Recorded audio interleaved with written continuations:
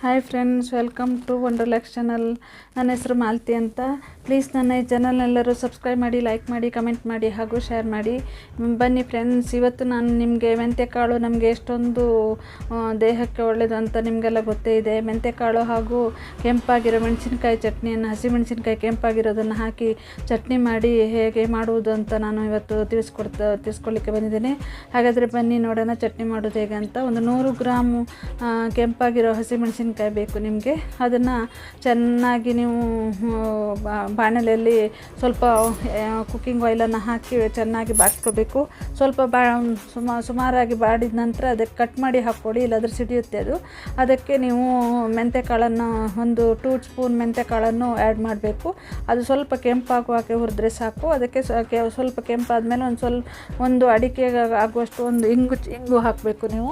ಇಂಗು